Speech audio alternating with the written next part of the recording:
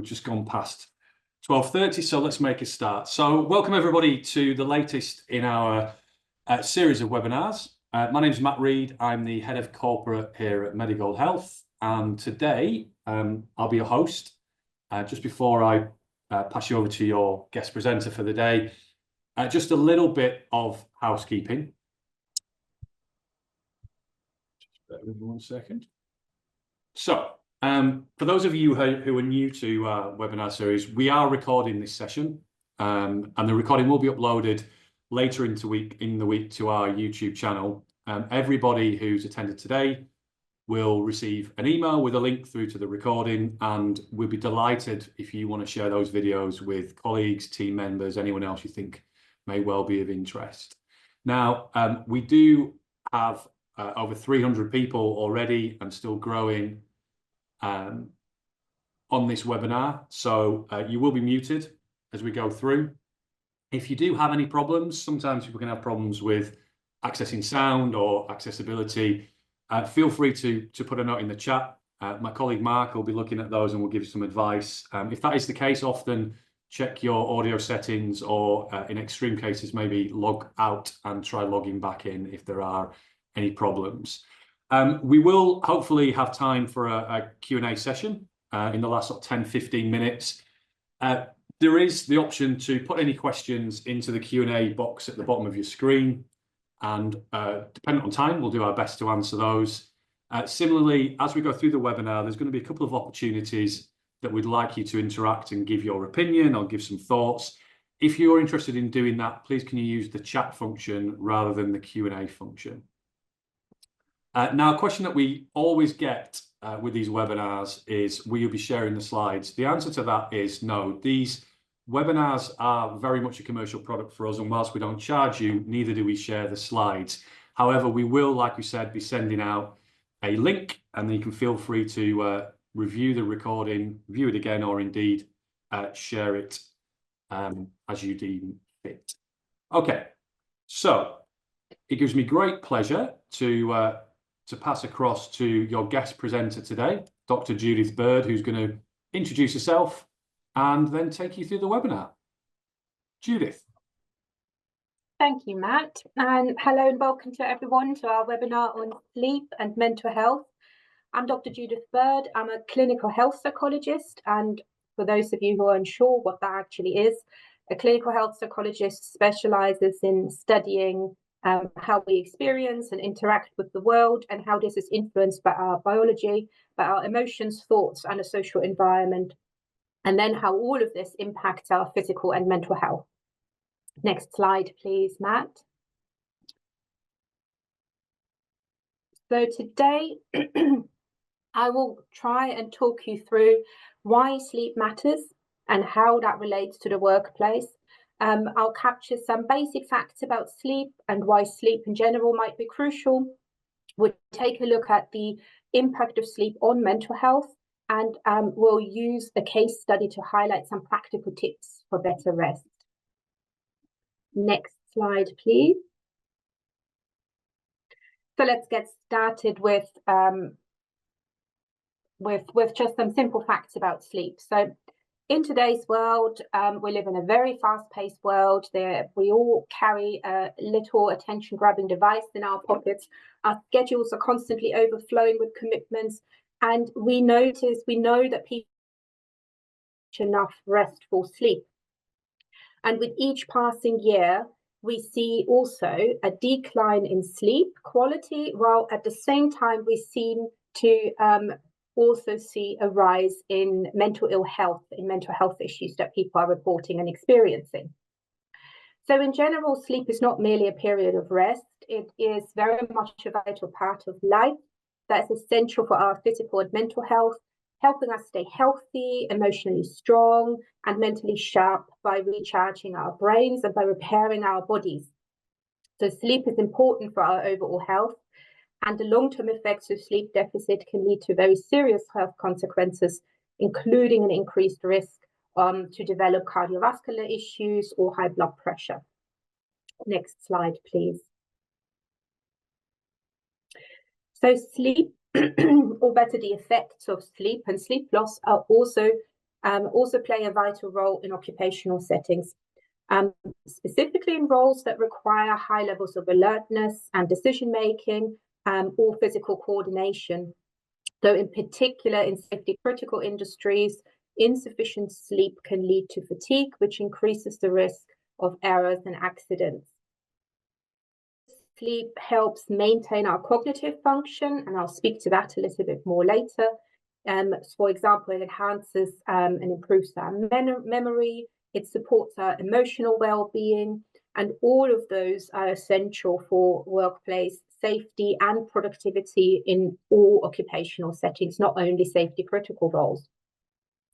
And work can, on the other hand, also be an important factor that influences your quality of sleep, from work demands like travel, jet lag, but also shift work, to stress, to and always being on call, expectation, demanding deadlines. There's so many aspects of your job that can significantly impact how well you rest. And a recent study, actually, is literally hot off the press, was only published last week or the week before, and that's why I haven't incorporated it in the slides yet, highlights the risk that sedentary work, so specifically the sedentary part, the sitting down for long periods of the workday, which covers about 80% of all jobs. So the sedentary work was linked to almost 40% higher risk of poor sleep and insomnia. So there's a clear link between a lot of factors in the workplace and poor sleep or sleep disorders. Next slide, please. So I want to take you through a little bit of a closer look of what we know so far from research on sleep. So one of the things that several studies have confirmed is that poor quality sleep is fairly common. It's about 20 to 30% that report insomnia symptoms in any given year. And of these 20-30%, about 6% of those meet the diagnostic criteria for chronic insomnia disorder. And then of these 6%, half of these also have meet the criteria for a mental health disorder. And that's a huge overlap. That's half of people that are diagnosed with insomnia also can be diagnosed with a mental health disorder.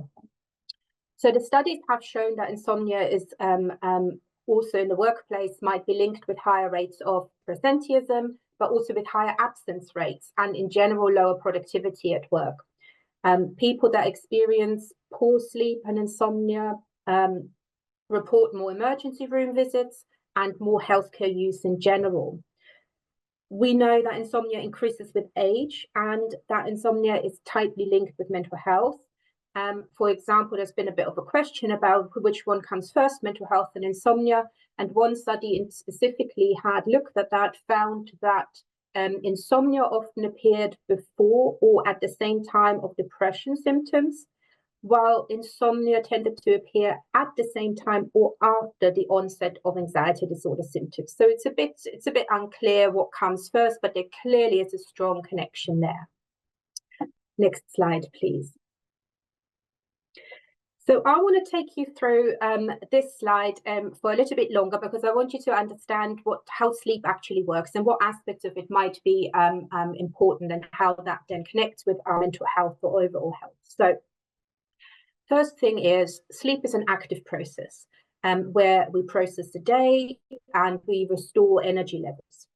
And to be able to fall asleep, our nervous system has to calm down. And when your nervous system is very activated, it can take much longer to drop off to sleep, or it can impact how deep your sleep will be. So you may have heard of the sleep cycle or sleep cycles, and that is the idea that sleep is composed of multiple individually unique stages. And we differentiate those different stages of sleep in two categories, REM sleep and non-REM sleep. And a healthy sleep pattern moves through all different stages of sleep. So you don't actually drop off to sleep at the beginning of night and then stay in a deep sleep for the rest of the night. It's normal to wake up several times throughout the night when we move from one sleep cycle to the next. So let me take you through what such a sleep cycle looks like.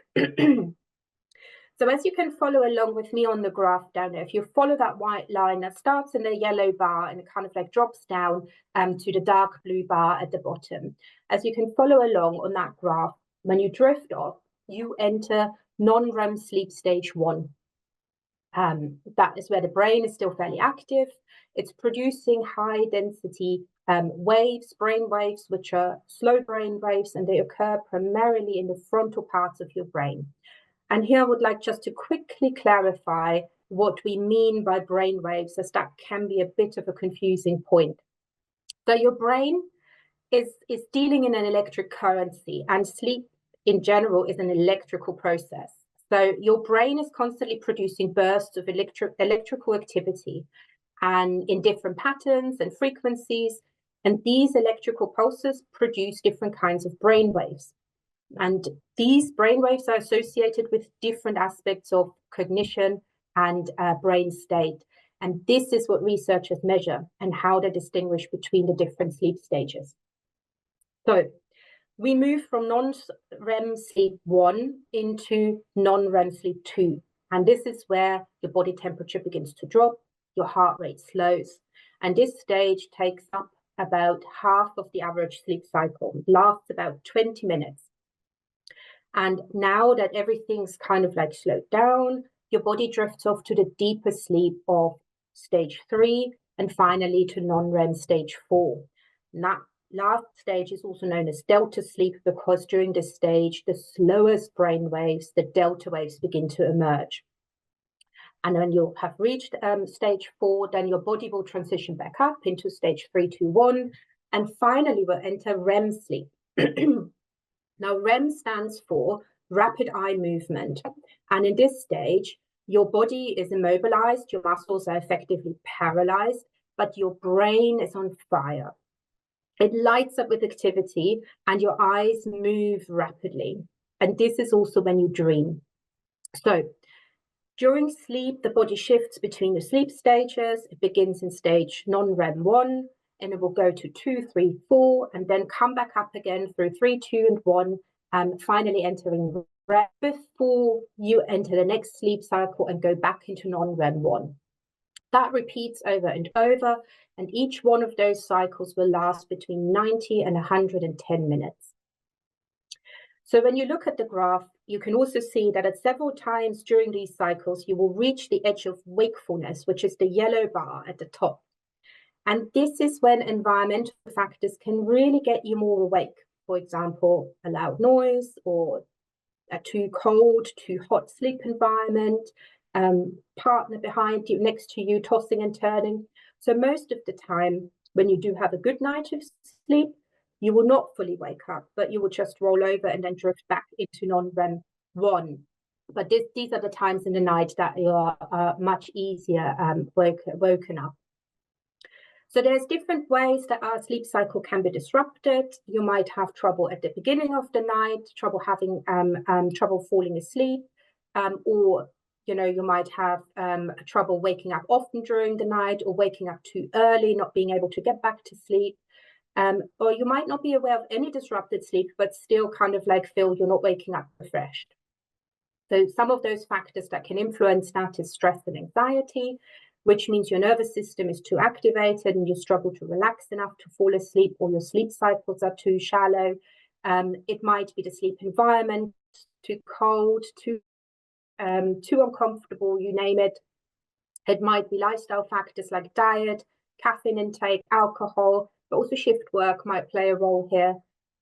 Mental health conditions can interrupt sleep. Physical health conditions, pain, a cold, can lead to a poor night's sleep as well, as can certain medication, and it could be in your genes.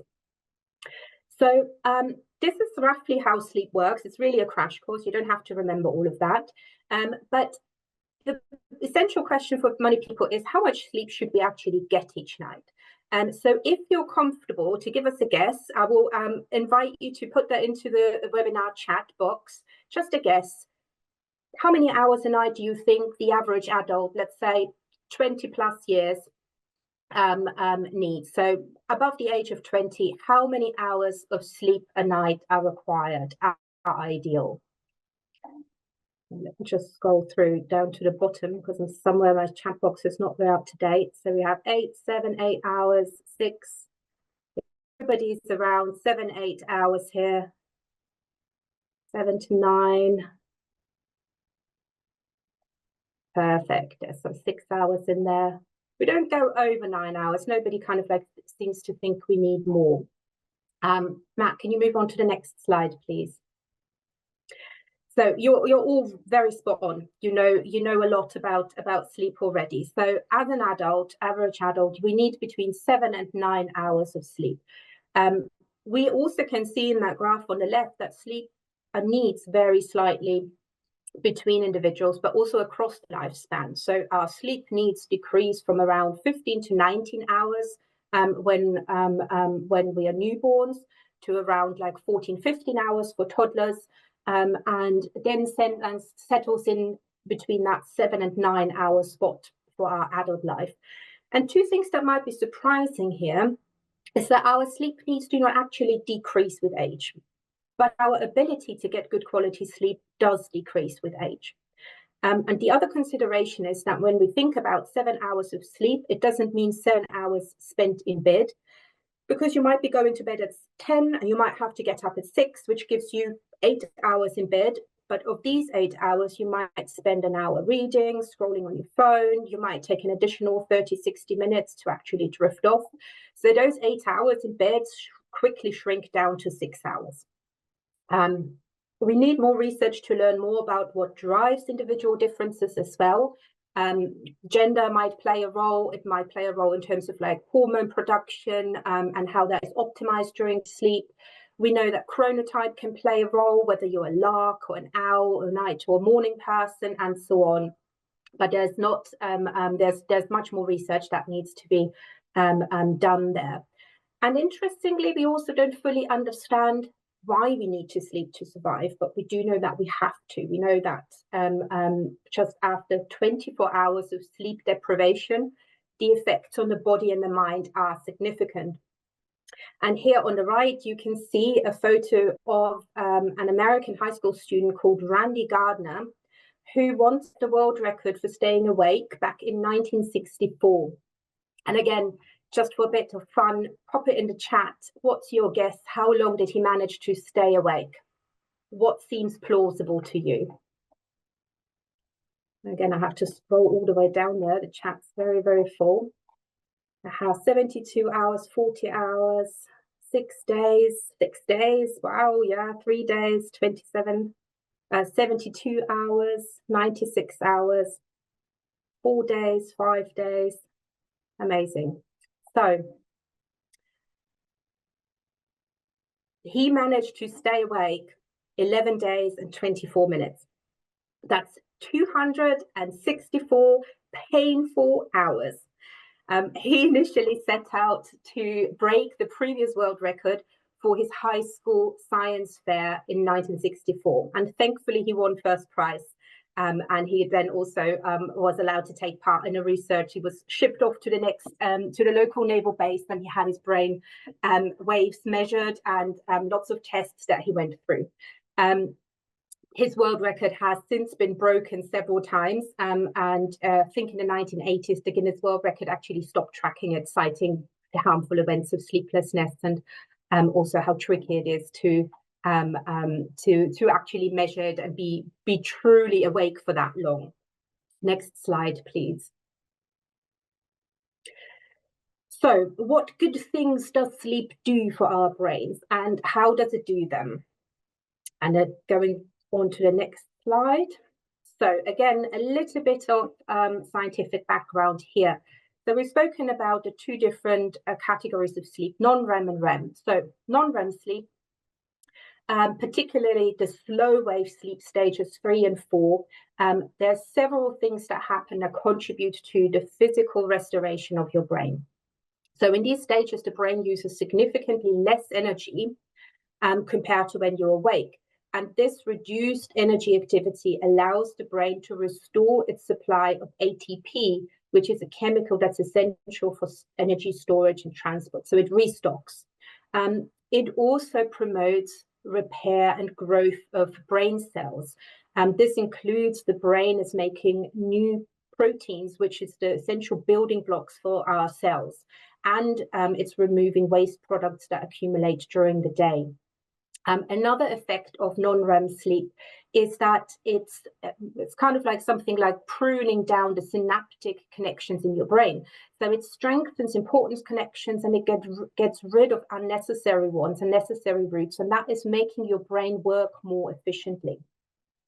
And the last one is that the activity of a system we call the glymphatic system is more active during non-REM sleep. And this system is responsible for clearing out toxins and metabolic waste from your brain. Next slide, please.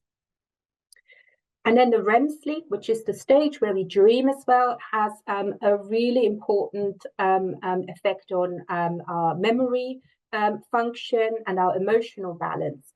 So in REM sleep, your brain processes and integrates new information. It enhances learning and memory. And so basically it sorts through all the stores of memories from the day, which helps you remember things better and facilitates learning. And it also helps regulate emotions. So essentially during REM sleep, it helps you process and manage your emotions, and it kind of like reduces your emotional reactivity, and it can stabilize mood. It also has an important role to play for restocking and rebalancing your brain chemistry. And it also plays a role in that synaptic pruning that we mentioned during non-REM sleep as well, which is strengthening the connections that are important and getting rid of the ones that are not so important. Next slide, please. So let's draw this back to how sleep and mental health are connected. And let's think about poor Randy Gardner in the sleep lab after his 11-day ordeal in the name of science, and what kind of like tests he had to run through, what were they looking at. So research on Randy and many other people in many other studies have shown that sleep impacts several areas, specifically our memory, our emotions, our learning and decision making, how we handle stress, how we interact with the world around us, and also our immune system. We know that the relationship between poor sleep and mental health is a two-way road, which means that poor sleep can both contribute and result from poor mental health, and the other way around as well. And we know that this happens because sleep deprivation disrupts our neural connections in the brain and how effective our brain works, and therefore how well we function. And in particular, this is particular true for regions in the brain that control our cognition, our thinking, and our emotional regulation. And studies show that when we don't get enough sleep, it can create a cycle where our mental health deteriorates further, leading to even more sleep issues. So again, at this point, I'd like to invite you to put some suggestions in the chat box.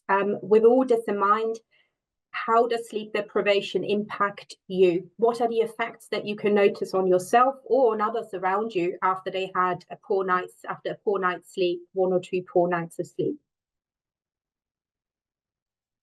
Twitchy eyes, yeah. Brain fog comes up a lot. Concentration, mood, feeling irritable, fatigued. Yeah, a lot of mood, a lot of irritability, low concentration. Oh, this is all coming in really.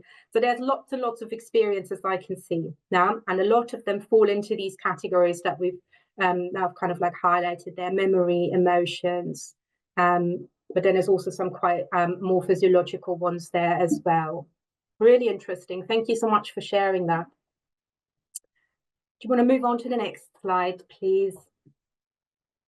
So let's look at that a little bit in more detail. So one area that's been specifically gotten a lot of focus in research is how sleep affects our cognitive functioning, so the way we are thinking, and that might also be particularly relevant in the workplace.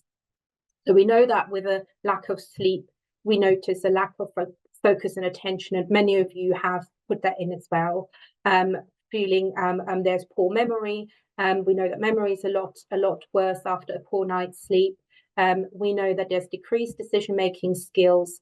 We know that there's diminished stress resilience, which again is coming in a pronged way. So stressful events and stressful thoughts can lead to sleep loss, but also sleep loss can make it much harder for us to handle stress. So our resilience is really down. A lack of sleep makes certain brain areas more active. And these brain areas are also more active when it comes to our thinking and negative thoughts. So we know that certain brain areas, when they are more active, that leads to negative thoughts about social situations in particular. We know that people who don't get enough sleep tend to avoid social interactions. They prefer to keep their distance from others, which can lead to social withdrawal and isolation. And sleep-deprived individuals can react more strongly to negative social feedback. For example, criticism or being spoken to in an unfriendly way. We take that differently when we suffer from sleep deprivation. Next slide, please. So let's recap that vicious cycle a little bit that can form when poor sleep and mental health collide. So at the beginning, at the top of that cycle here, something, maybe stress or noise or something else, is preventing our nervous system to calm down sufficiently to fall asleep. So we have a poor night's sleep, we suffer sleep loss. As a consequence, we are tired and fatigued, feeling exhausted the next day. It can lead to us being more inattentive, but also more short-fused. Our mood is low in general, we just don't feel well. This can lead to problems with the people around us in relationships, including at work. It can lead to us just being present, just going through the motions on autopilot, or just not being able to get into work because we have to catch up on sleep. Again, that can lead to us feeling worse about ourselves. It can also create some financial worries and pressures, specifically if we start missing out on work. Our pay might be reduced if it's been going on for a long time. And all of that increases our stress levels. All of that increases our worries. And all of that decreases our mood. And it gets to the sense that people start saying, nothing's going right. I really need to sleep. And they start worrying a lot about sleep and sleeping, that it kind of like keeps them awake the next night. And the cycle closes and begins again with a poor night's sleep. And we're kind of like going round and round. The next slide, please. So for the workplace, this means essentially we're finding it harder to keep up with demands. We have less patience for colleagues or mistakes, and we might find it harder to be as friendly as we usually are. And this then increases a strain in our workplace relationships. It increases our stress, because we might fall behind on demands. And as a consequence, like I said, we lie awake at night worrying about work and the next day. Next slide, please. So let's get back to some science again, and let's look at what might be underpinning this overlap between sleep and mental health. Genetics, neurotransmitter systems, brain regions, certain brain regions, all of these areas have been connected to both sleep and mental health, and they are likely all interacting with each other as well. So your genetics might make you more vulnerable to sleep problems, or maybe some mental health problems like depression, and this impacts the way you deal with stress, which again leads to more disrupted sleep and weakens your emotional resilience. Your brain chemistry, those neurotransmitter systems, they might also be getting in the way, and so on.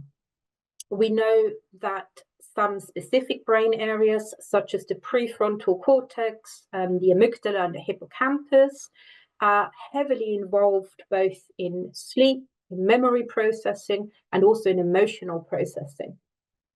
And the dysfunction in those areas has been shown to both be connected to sleep disturbances and also to mental health issues. So there's a big overlap in the areas in the brain that processes both sleep and mental health, and that is where one of the connections comes from. It's just going through the same house, basically. We also know that increased inflammation has been linked to both poor sleep and mental health disorders, and some inflammatory markers can affect brain function in a way, and so therefore contribute to symptoms for both conditions. Now, some mental health disorders are most commonly affected by insomnia. So for some, there seems to be an especially big overlap, and insomnia or poor sleep quality might play a particular role for those. And it might also be an important part of the psychological treatment that would be provided. So we know that the ones are on top of the list are depression, anxiety disorders, but also bipolar disorder, post-traumatic stress disorder is closely linked with insomnia, actually has insomnia or sleep disturbances as part of its own diagnostic criteria. Schizophrenia is also very much affected by sleep problems, and substance-related disorders as well have a high overlap. And specifically for schizophrenia, there's a lot of research happening at the moment to help people manage psychosis or psychotic experiences by improving their sleep. So it's not a silver bullet, but it is kind of like an area where there's been a lot of promising results by regulating, helping people regulate sleep and get enough quality, good quality sleep. It can really reduce the symptoms of their mental health condition as well. Next slide, please. So let's look at an example case and that we might meet in almost any workplace. So let me introduce you to Alex, who is 35. He is working as a marketing manager. He has a very busy, high-stress job with frequent deadlines, a lot of traveling.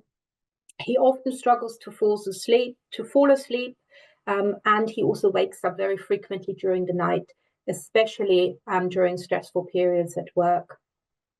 At his assessment, he says that even minor stresses like an upcoming presentation or a disagreement with a colleague can already significantly disrupt his sleep.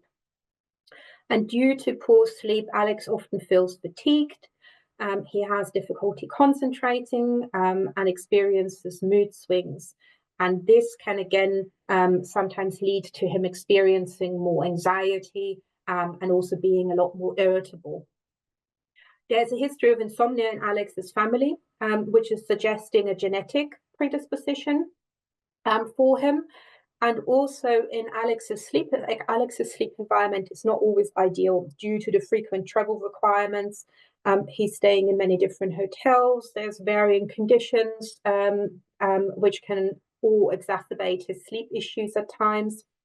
And there's also some very early starts, some late nights because of traveling, which makes it sometimes difficult for him to maintain a regular enough schedule. So Alex tries several things already to improve his sleep. So he's using meditation. He is trying to maintain as regular a sleep schedule as he can. He's using white noise machines. However, he says these kind of like methods are a bit on and off. Sometimes they work and sometimes they don't. So before we move on to the next slide, and when we go more into the practical side of practical tips, again, I'd like you to invite you to share your own experiences and your own strategies. You know, what are your strategies for a good night's sleep? Pop it in the chat box again. What has worked for you? What would you recommend to others? Or what are ones that you have never tried but always thought you should? Any suggestions? Oh, lavender pillow spray, very nice. I have that. I use that myself. I like that very much. Eye mask, yeah. Reading, there's lots of meditation coming in, earplugs, eye masks. So there's a lot around making your environment comfortable enough for sleeping. Chamomile tea, no coffee, good one. Lots of reading, lots of herbal teas. Oh, that's an interesting one. Jerry juice. That's very interesting. Mindful music. A lot of chamomile tea. I'm very impressed. Warm milk, not going up, pillow spray. YouTube sleep videos, knowing your sleep position. Lots of cooler bedrooms. Oh, counting sheep hasn't worked for some. Can work for others. Calming apps. Okay, loads of strategies. So lots of experience here as well.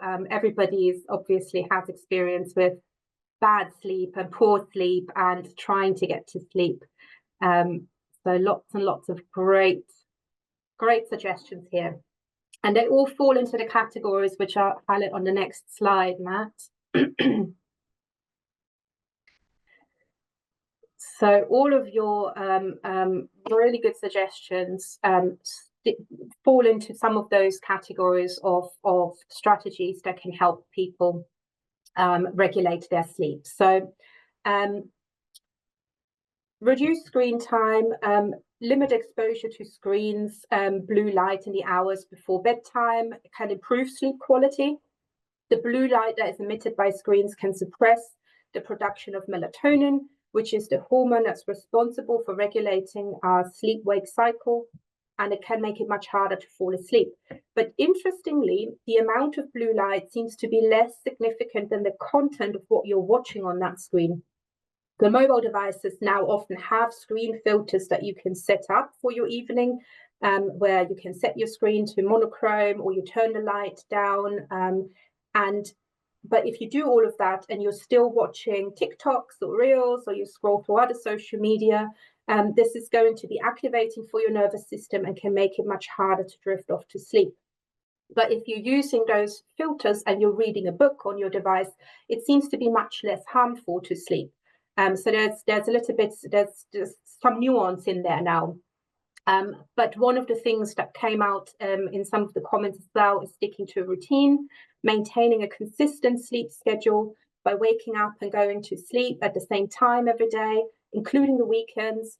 Our bodies are real sticklers for routine. They really thrive on consistency, and establishing a regular sleep routine can help regulate your internal biological clock. Creating a restful environment, that's also a lot of the tips that you put in the chat box. Think about temperature, think about noise, think about comfort, think about your partner that's lying next to you, if you have somebody lying next to you, or pets that are in your room.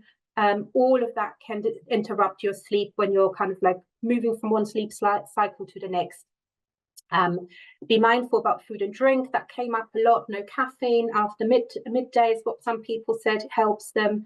And including physical activity in your day. Be active, get outdoors, or at least get up from your chair every half an hour, do some stretches, do 10 squats.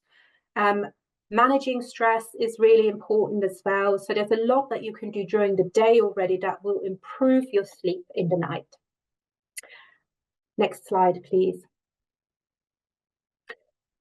So let's summarize this a little bit. On an individual level, the most helpful strategies are centered around stress management, engage in regular stress reducing activities, meditation, yoga, exercise, any kind of like hobbies that you find relaxing. The evidence base for meditation and breathing exercises is particularly strong, and these techniques are widely available through different apps and websites for free. So how something as simple as breathing can alleviate stress is another good topic for a webinar, but it's definitely something that I would highly recommend everybody to try out for themselves. Sleep hygiene, many of you mentioned that in your comments. Keeping a consistent sleep schedule, a comfortable sleep environment, and avoiding stimulants before bed can be really helpful. And if needed, don't hesitate to consult with a sleep specialist or a therapist to get some more personalized strategies.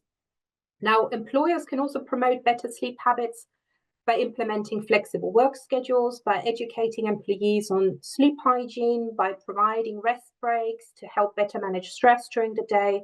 And it's also helpful to create a supportive environment where employees feel comfortable to report any issues they might have with their personal, physical and mental well-being.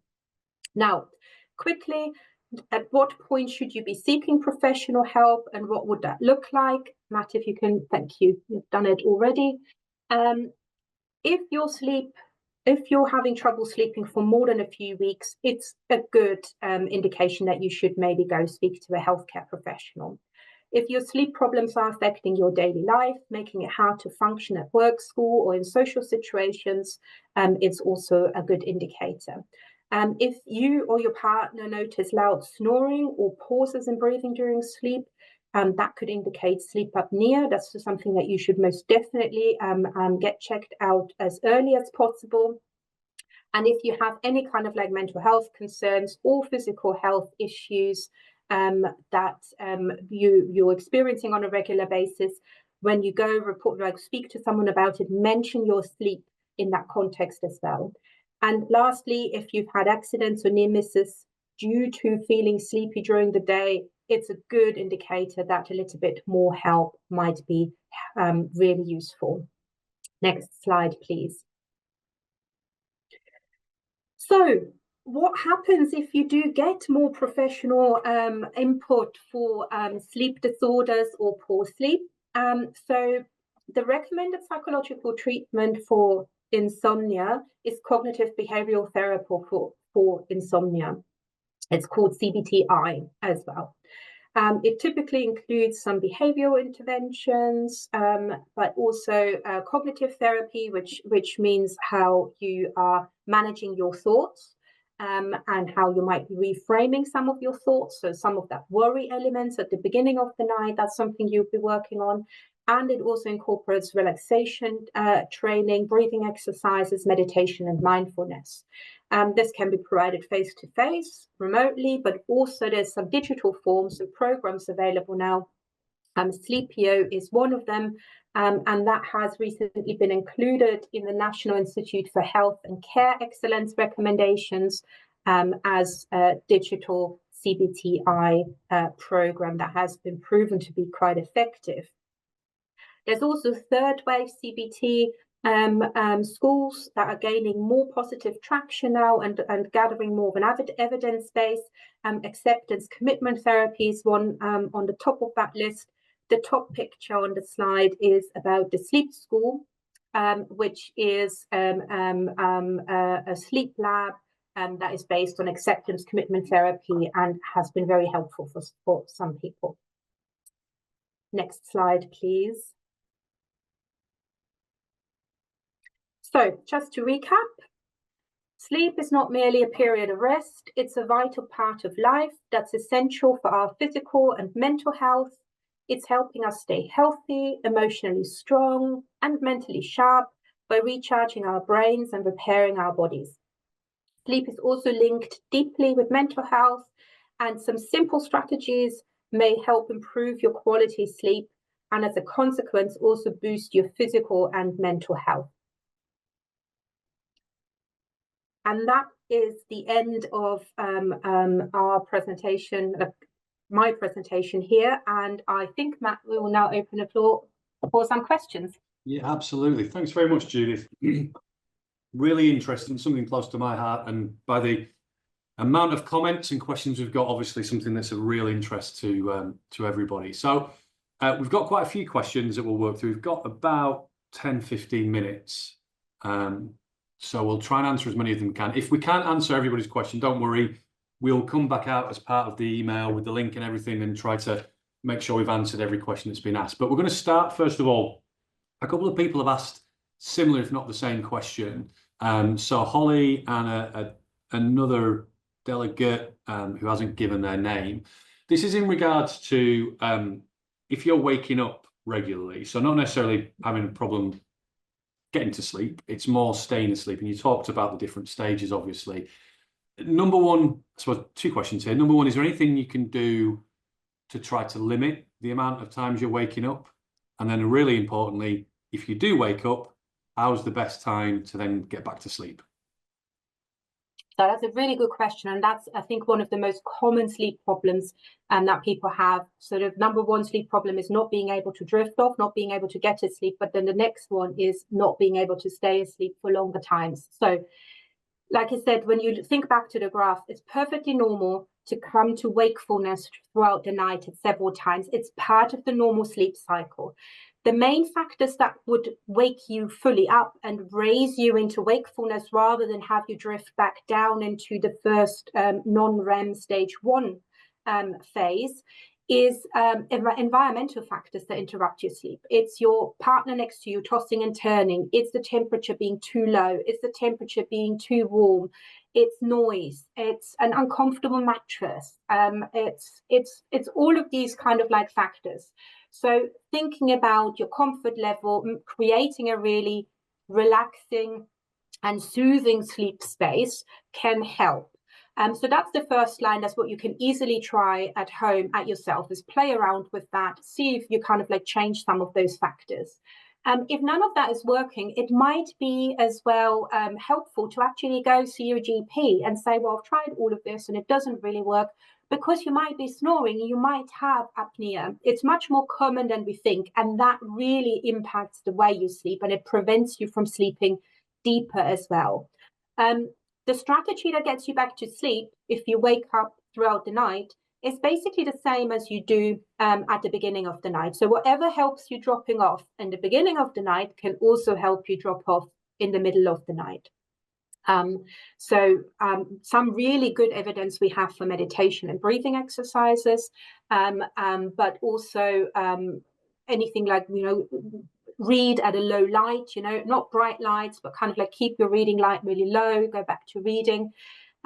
It also has been recommended to not stay in bed too long sleepless. So give it 20, 30 minutes. If you haven't dropped off, then get up, do a meditation, do something relaxing. That's something that helps you at the beginning of the night as well. And then try it again when you feel sleepy and go back to bed. So those are kind of like the first few strategies that you can try. Right. Thanks, Judith. Two questions that I think may potentially be linked. So this has come from another an anonymous attendee, and Ursula. Can you sleep too long, too much? And sort of linked to that, is there a reason that if you've had what you would consider a good amount of sleep, you can still feel tired the next day? I don't know if those two are linked potentially. Yes, and that's a really, really good question as well, because you might the quality of your sleep depends on your sleep cycle cycling all the way down and all the way up now. So you might not always be aware that you might wake up in the morning, you feel unrefreshed. You haven't woken up during the night though. You haven't kind of like reached that stage of wakefulness, but it might be that you have skipped the deeper sleep stages. So that can be where sleep disorders can play a role, where medication can play a role, or where other factors, health factors can play a role. It might be good to kind of like look for some professional help to kind of like look further into that if that's an option. Or you can use some apps, for example, it might be snoring, it might be apnea. I know I'm kind of like repeating that, and that's more a medical issue actually, but it is a really crucial factor that prevents people from sleeping well and waking up refreshed. So that's something. There's some apps where you can record yourself during the night, and it records your snoring, and then you can kind of like listen into it the next day, and it will give you an indicator if you might have had a pause in breathing, which might be indicating apnea, and that kind of like can then help when you go to see your GP to give a bit more information. Does that answer the question? Of course. Yeah, it does, absolutely. So the next question, this is from another anonymous attendee. This is a really interesting question, actually. So I've heard that sleep issues are more prevalent in neurodivergent individuals. Is this correct? And if so, is it known why? Well, we don't know exactly why. It seems to be that there's a bigger overlap. That's correct, but it depends on several factors to make a really good conclusion and draw a really good conclusion from that. First of all, we might have a common factor in between that might explain that, which is anxiety and stress. We do know that for a lot of people that are on the neurodiverse spectrum, more to one side than the other, that it is more stressful to kind of like, maintain normal life, maintain life in how it is set out. It's just more stressful. Your nervous system is more activated. So that might be just a factor in between. It might be that just anxiety levels are higher and that kind of like prevents sleep. But it's a good question. I haven't looked into the area myself, but would be surprised if there isn't any research into whether there's any difference in terms of like the stages of sleep and how deep the sleep stages are. If there's any kind of like neurological components that might be modulating sleep neurodiverse people differently than in neurotypical people. But in general, I think the first thing to look at is like, is it anxiety and stress that might be actually modulating that relationship between poor sleep and neurodiversity? Thanks, Judith. This is something that's been put in the chat, not actually a question, but I think it's a really interesting thing to look at. So this is from Brendan. Any advice for those on fully rotational shift patterns and not being able to commit to a regular sleep schedule? So going from earlies to late shifts, etc., etc. Is there anything that you would suggest to mitigate this wherever possible and still have healthy sleep, if there is such a thing? Yeah. Well, it's to stay as regular as you can, really, and it's very true. There's a lot of good advice about how you get good quality sleep, or can get good quality sleep out there, but a lot of that is probably not useful to a lot of people that don't work in traditional 9-to-5 schedules, but like in shift work. So trying to stay as regular as possible. And that is also an area where you can use some daytime napping and a concept that's called micro naps, which is getting a lot more traction and positive attention these days. And that's kind of like a way of napping in really short bursts throughout the day, which might give you some of the health benefits of specifically the REM sleep stages. So REM sleep is really important for your mental health. And interestingly, in some research, there was an indication that in terms of health outcomes, REM sleep is even more important than non-REM sleep. So you can go longer without non-REM sleep than you can go without REM sleep, which is the REM sleep, just to remind everyone, is where we dream. It's like it's the last stage in the cycle, basically, that we get into. So it can be helpful to have those short micro naps because it kind of like might tip you into that. You might, get some of the benefits, the health benefits of that. Usually it is good to kind of like also, like I said, stay as regular as possible. There's some apps that you can use that have been designed now that kind of like can help shift your rhythm from like once like to earlier or later. So they might be quite helpful with that as well. And there's been some other technologies that are now being developed to kind of like really improve the sleep you have if you have less sleep. So kind of like electrical stimulation. There's some kind of like gizmos that are being developed for the home use, where you can kind of like stimulate your brain at the right time of the night. You wear a headband, for example, and it kind of like sends an electrical impulse, and it enhances a certain brain stage of the deep sleep brain stage, and kind of like gives you more of an effect of it. So if you have less of it, that might be one way to kind of like claim some of that back. And some people go into catching up on sleep schedule as well. So when you have then 2, 3, or 4 days off in your rota, to kind of like try to go to bed a bit earlier rather than sleeping in later, and kind of like trying to stretch out your sleep there. But then also, if you sleep in later, you catch up more on the REM side of sleep, which can also be beneficial. So it's kind of like a bit of figuring out what works for you and what your body kind of like tends to be more comfortable with. Great, thank you. I think we've got time for one, maybe 2 more questions. So again, something that's been put up in the chat a couple of times as you were going through the presentation is this concept of the smart watches and the different options we've got to be able to track the quality and length of our sleep. Mm-hmm.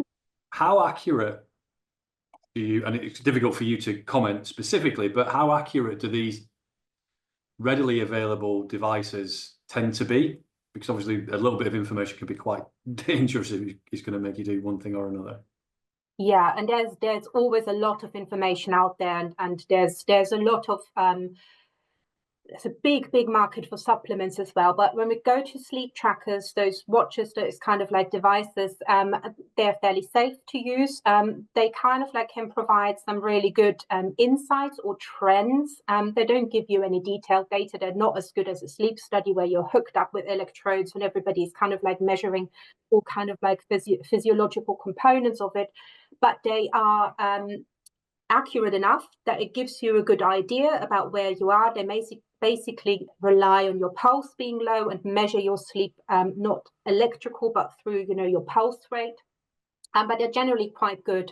And there's also the ones that I mentioned about snoring that are quite good to kind of like use as well, because that's a really important aspect to consider when you're kind of like suffering from poor sleep. So they're useful tools to self-assess and show you a trend, and not as accurate as a clinical study, but they're good enough for home use. Thank you. And just one final question, and I think this is a really good place to end. Another question from Holly. If an individual goes on to follow the steps you talked about, but continues to have issues with napping during the day and any other exhaustion indicators, would you recommend for them to be assessed for sleep apnea or similar? I would recommend that if you feel that that's happening to you, you're kind of like do everything right, you've kind of like changed everything already and it still doesn't improve anything.